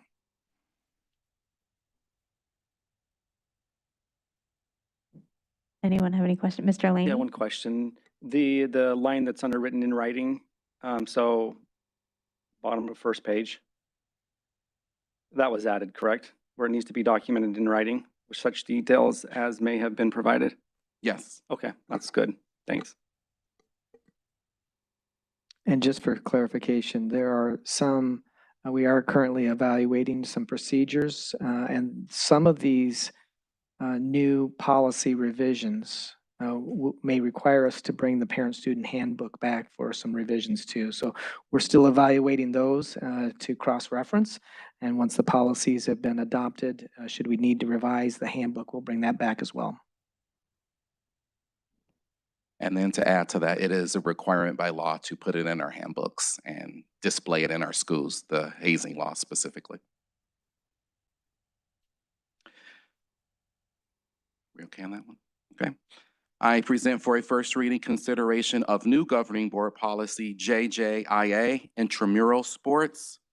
Senate Bill 1165, the Save Women's Sports Act, requires that each school district and charter school designate their interscholastic or intramural sports based on the biological sex of the students who participate on the team or in the sport.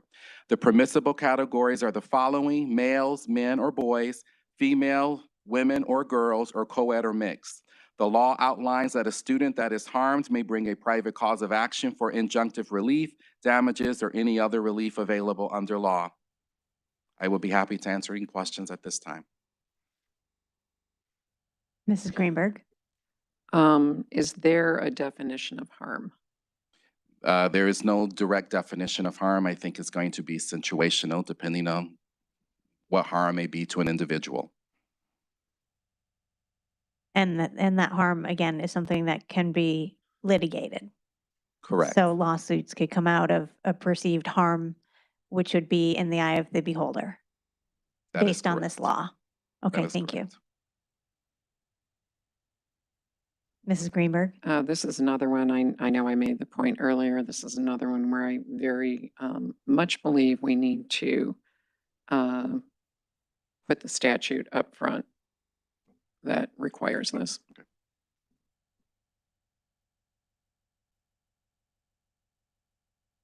Mr. Laney? Thanks.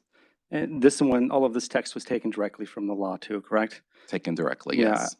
It's like a government test where the questions asked in the is asked in the negative and the answers are all in the negative, and then you have to translate. So it took me a few times to read it to understand and finally get one of the questions. And so like when Horizon had a girl on their football team, that's allowed under this law, correct? That is allowed under Okay. this law, yes. All right. Now, I did want to point out, this says intramural sports, which is not is intramurals different than The next reading will be for interscholastic. interscholastic? Okay, so this was the This intramural. was intramural, which would include middle school Middle school. sports. Okay, as thank well. you. I present for a first reading consideration of recommended revisions to Governing Board Policy JJIB, interscholastic sports. Senate Bill 1165, the Save the Women's Sports Act, requires that each school district and charter school designate their interscholastic or intramural sports based on the biological sex of the students who participate on the team or in the sport. The permissible categories are the following: males, men or boys, females, women or girls, or co-ed or mixed. The law outlines that a student that is harmed by the school's knowing violation may bring a private cause of action for injunctive relief, damages, or any other relief available under law. I'll be happy to answer any questions at this time. And we'd be happy to add per ARS on this one as well.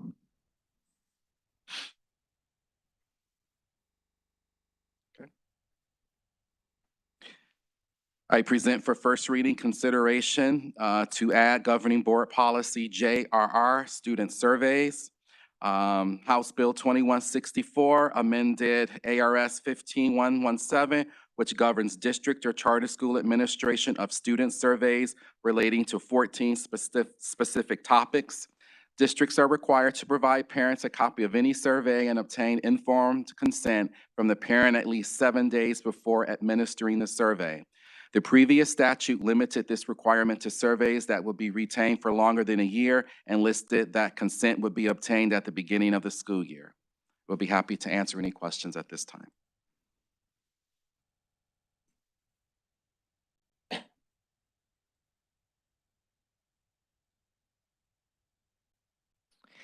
Thank you, President Matura. The next several policy revisions will be presented by Dr. Corson. I do want to make one comment that when we get to number 14, there will be 2 comments from the audience. Good evening again, President Matura, Governing Board, Dr. Bales and guests. I'll begin with policy IHA, Basic Instructional Program. House Bill 2325 established 9/11 Education Day and requires the schools dedicate some portion of September 11th or an adjoining non-weekend day to teaching in an age-appropriate fashion about the terrorist attacks on September 11th, 2001. This legal requirement has been added to policy IHA, and I'm happy to answer any questions you might have.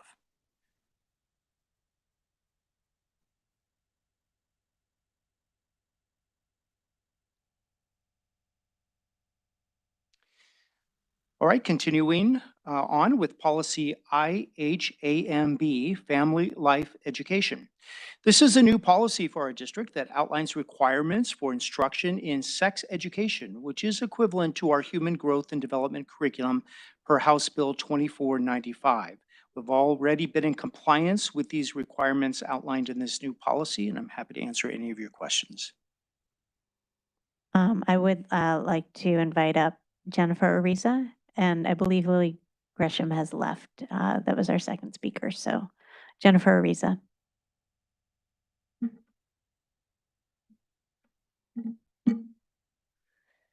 Hi, my name is Jennifer Riza, and I want to thank you all again just for the time you put into each of your positions.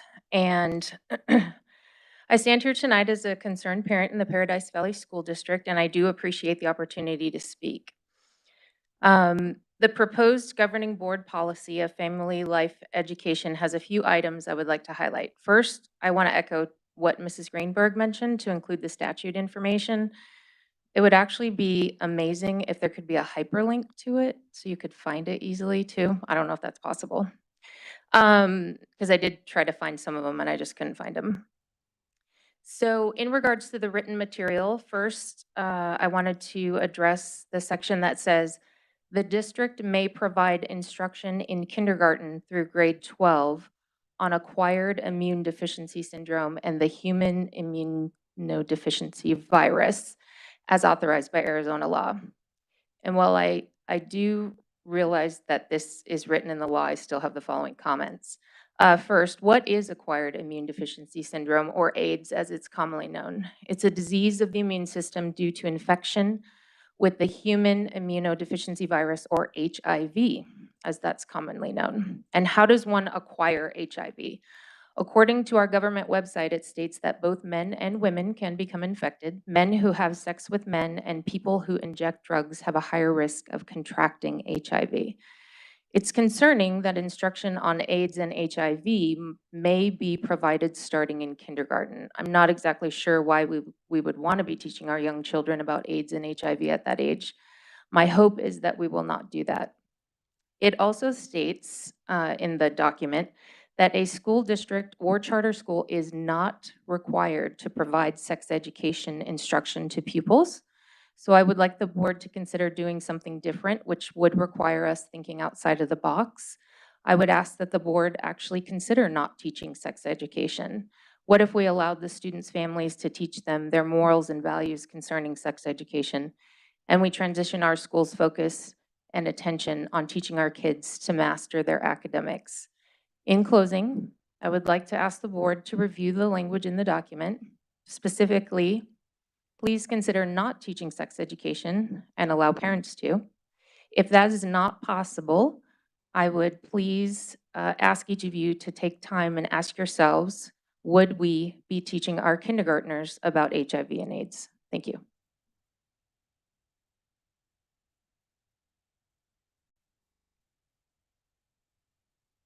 Mr. Laney? A clarification question. All of our sex ed programs have a parental opt-in, correct? Okay. That is correct.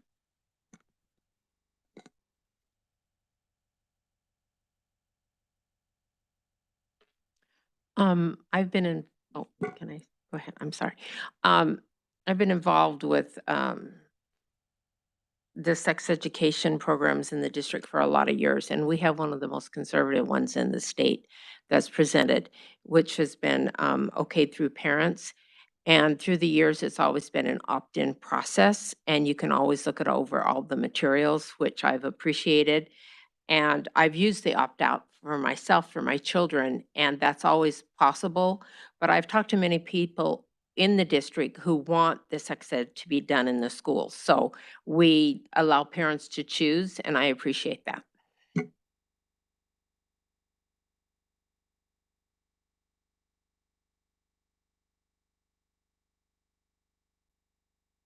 Okay, continuing on.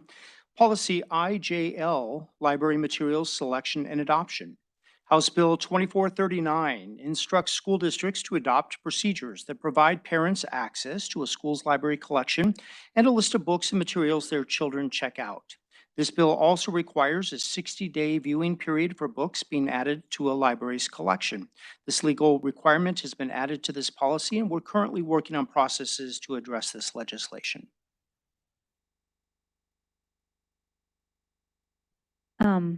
I do have a question for you, Dr. Corson, and I apologize if I catch you with information you're not able to provide with me this evening. But as with all policies, much of what is being discussed tonight are things that pretty much in practice has already been available or out there, but now that it's codified into law, there are many procedural items that need to happen in order to comply with things that may have been able to be done with a question answer to a teacher now needs to be codified in law. And I just was wondering if you have any idea, just with this one specifically, who on your team or throughout the district has been involved with you working on this new policy, and approximately how much time do you believe has been spent just on this policy alone? Thank you, Ms. Matura. Currently, we are working with our information technology team as well as media techs throughout the district to identify practices that are going to be helpful for parents to access information through our Follett system. So we're also working with that particular vendor to identify an efficient way for us to be able to post materials on the website, as well as to give parents access to their checkout materials for their children. So we spent quite a few hours already in that process. And as part of the new 60-day review, that will also require some time spent by my curriculum team working through that. Okay, and books, new books being added to the website, that's likely not something that can happen immediately. So there will be delays for students receiving access to new books in libraries across the district. Is that depending on what the procedures will be? Yes, President Matura, that is a fair assessment. We are looking at a potential district process, so it takes the burden off schools to do that individually. And so that will entail an annual process by which we will provide 60-day reviewing of all books that schools are considering for adding to their collection. But again, in order for us to have the capacity to do that, that is going to be a one-time a year. So various PTOs or that are donating books, for example, will have to wait for that annual process. Of course, we want to make sure that we get the books in students' hands, but in order to comply with the law, we have to do what we have the capacity to do to follow that process. So this does require much staff time to comply with this law, which will entail students waiting for up to a year to receive new books, depending on what the process and what our capacity is to do this. So a new Diary of a Wimpy Kid book will not be in students' hands immediately, especially for families that don't have time and opportunities to go to the public library or the means to purchase these books new for their children. Yeah, and just one point of clarification, President Matura, is that books that are already part of a collection that have been damaged and we're just replacing those books, or books that are, again, already part of the collection and we're just adding more copies, those will not need to go through a 60-day review process, but any new titles that were not previously part of the collection will have to go through that process.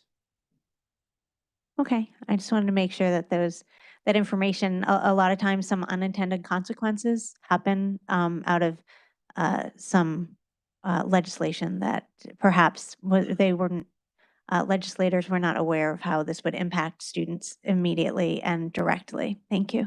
Mrs. Case? So let me understand, the books that we currently have will not go through any process, but will there be a listing of those books we currently have or not? Ms. Case, that is correct. The law does require us to publish the collection of each media center on the website. And so we are currently gathering those lists for each of the schools to be able to publish on the school and district websites. I can't even fathom how much time that takes. I can't even fathom. So each school can still decide which books they want for their students, because there'll be certain schools that they're more popular with the kids at that school. So each school will still determine which books they have. Ms. Case, that is correct. Each school will submit any books that they wish to add to their collection to our annual district level process. Okay, thank you. I wanted to add one more thing. Sorry, and then I'll reach out to you. But just piggybacking on what Mrs. Case was saying is that it's such a large process, and we in PV are lucky that we have the staff that can kind of piece this all together. There are many districts out there that do not have the staff, do not have the capacity. We have rural districts across the state that are also being impacted, and so as much time and energy this will take with our staff, we are fortunate to have the staff available to do so. So I appreciate that for us, but there are other districts who are going to be affected in a much more difficult way. Just the capacity on the website is astounding to me. How much gigabytes or whatever it is that it takes is astounding to me. Okay, I've been ignoring this side. I apologize. Mr. Laney. It's totally fine. So the amount of books, depending on the school, it can be quite a bit. I know there are a few schools that have well over 30,000 books in some of their libraries. Sky Crossing doesn't have as many yet because it's new, only has a few thousand. And I took the opportunity to speak with one of our librarians who no longer works with the district, but worked recently, and because I wanted to know how much time it would take for this process. And based on what she told me, that the current books in the library are already electronically entered. And she said that she could easily print out the list. So the time that's going to take is with our web developer parsing that list and putting it on the website. So the librarians themselves, as long as their library is up to date, and it may not be because, that many books, but as long as it is up to date, they could easily print a list. Same with when they order new books, that list is easily accessible. It's when donations are made. Those are the ones that are going to be time consuming, because then you've got to go and manually enter all of those. So yeah, it will be time consuming, but luckily we have been doing it electronically for a while and keeping track of the books. So, I'm grateful for that.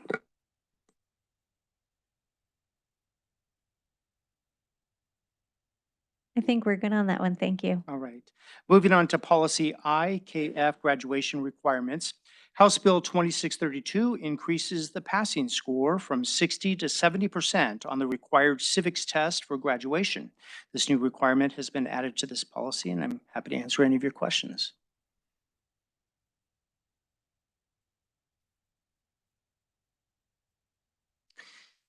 All right, then. Policy JLDA. Excuse me. Pardon me. I'm sorry, I didn't motion quick enough there. Sorry. But as far as the graduation requirements, none of those are changing from the state. Is that correct? None of the, how many, because that whole thing, am I on the wrong one? Did I skip one? No, that is the one. So all of the parts of the policy that are still, are not That's all the highlighted, same. that 20 remains the same. 22 for all the high schools except Paradise Valley is 23. Right, the only changes are going to be the highlighted ones just about the civics testing. Okay, That is thank correct. you.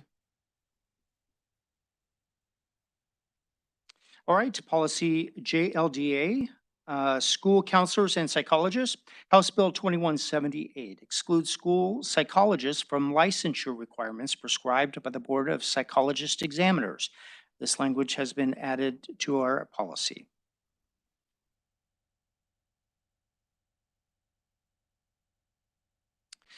All right, and finally for me, policy KB, parental involvement in education. This updated language results from House Bill 2161 and 2439 related to the Parents' Bill of Rights, parents' access to the school's library collection, and parents' access to educational records. I'm happy to answer any questions you might have. Mrs. Greenberg? As I discussed with Dr. Bales, I would appreciate consideration of rewording or eliminating part of the opening paragraph. I think this policy and the various statutes that applies to it cover a lot of ground. But I think when we think of parental involvement in education, traditionally we think of volunteering and we think of those types of supports. And I think this policy, as more is added to it, moves way beyond that. And I don't think the board, particularly because many of the things here are here because of statute, not necessarily because we as a board have looked at this and said, oh, let's put this in. It's here because of statute. So I'm not sure we're adopting this policy to, promote involvement per se. And I think it makes more sense to perhaps just start with the second paragraph and then add the second sentence of the first paragraph to the end of that and call it a day on how this opens. Just to clarify, the recommendation is to delete the first sentence of the first paragraph and move the second sentence of that first paragraph to the end of the second. Right, so that paragraph. it would read, the governing board recognizes parents' right is codified in the Parents' Bill of Rights sections and in Arizona's other codifications of parents' rights as stated in Title I of ARS. This policy is adopted in consultation with parents, teachers, and administrators. Thank you for that clarification. Yes.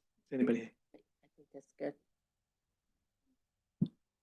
As long, and this is not going to change anything within the This law? is already our policy. This is- and it okay. does- And so the language from the statute is still clearly outlined.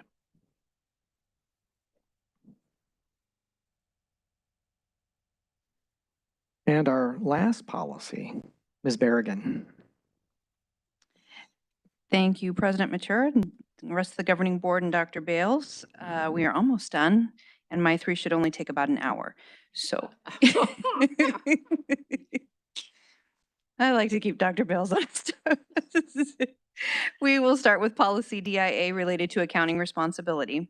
House Bill 2179 was amended with Arizona Revised Statute 15914.01, which applies to school districts who are seeking approval from the State Board of Education to assume accounting responsibility for their district. Though our district is already an accounting responsibility district, which basically just means we record our own revenues and expenditures, run our own checks, things like that. We're amending policy DIA to conform with the law, and I'm happy to answer any questions you may have. Mr. Laney? Yeah, I asked Dr. Bales about this in our little meeting, and this is just in case you run away. Is that correct? It's like, I'm joking. It's kind of a stopgap, just in case we need the state to pick it up. Yeah, and actually, each county would run that. So, for example, the previous district I was in were a smaller district, and generally smaller districts allow the county to do this piece of the work for them. But we're a larger district, we're able to do that, and there's benefits to doing that. We can run checks when we want to run checks and things like that. Exactly. I'm not Thanks. running away. No. Mrs. Case? If that one's finished, may I go backward? I want to make a comment. I'm sorry to That's do this. okay. Are we finished with this one? Okay. On the one before about the parental parents' bill of rights, et cetera, if you go down toward the bottom, it said that about the reviewing, it talks about the library books and materials. Oh, where did I just see it? I just wanted to bring this up to let them know what we're Item doing. 13 I can't find on it page 3. Yeah, no, D1 and 2. It says procedures by which parents may receive a list of books and materials borrowed from the library by their children. The following are exempt from paragraphs C and D. The schools without a full-time library media specialist or equivalent position, district libraries that have agreements with the county free, et cetera. I'm just saying, we're going to do this even though we're not required to. I just wanted to make a point of that we're going to go ahead and do this, but we're not, some of our schools don't have full-time librarians, but we're going to go ahead and do it. I just want to make a point of that. Thank you.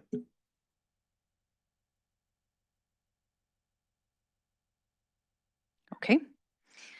Moving on to policy EE related to transportation services. Senate Bill 1246 enables the school district to contract for vehicles and other transportation services, which include electric vehicles. Specifically, Arizona Revised Statute 15923 now permits districts to select pre-approved contract carriers or private parties to obtain electric school buses or other electric services. In addition, Senate Bill 1630 expanded the type of vehicle permissible to transport school children to vehicles described in ARS 15925. This expands the board's authority to utilize non-school bus vehicles. Allowable vehicles are now included in policy EE, primarily 11 to 15 passenger vehicles. But I will note that the school district does not currently have vehicles in that size of 11 to 15. Our vans are all 10 passengers or less. Happy to answer any questions. Mr. Laney? Yeah, this is something that I asked Dr. Bales about too, because I needed clarification on it. And it's not necessarily a thing to be used to get an expensive EV and then transport people around in it. It's going to allow us to be able to accommodate an area where we haven't been able to. So it's actually going to reduce our costs instead of increase them. That is the hope. And this sort of came to light during COVID and with the reduction of bus drivers that we're seeing nationwide, statewide, and in our district to allow other vehicles to be utilized that don't require the same licensure as a yellow bus. Okay. The final one, policy EEAEA, is for bus driver requirements, training, and responsibilities.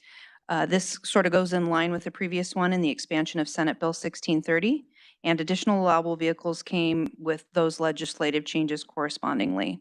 So drivers of non-bus vehicles can be licensed for those types of vehicles, as well as insurance being purchased for those vehicles, fingerprint clearance card, and DPS certificate to drive school children. EEAEA is updated to reflect these statutory changes, and our transportation department, as well as our human resources department and Valley Schools Insurance Trust, all work to ensure that our drivers of buses, vans, or any other district vehicles have the appropriate licenses, clearances, certificates, or anything necessary for them to operate a district vehicle. Happy to answer any questions.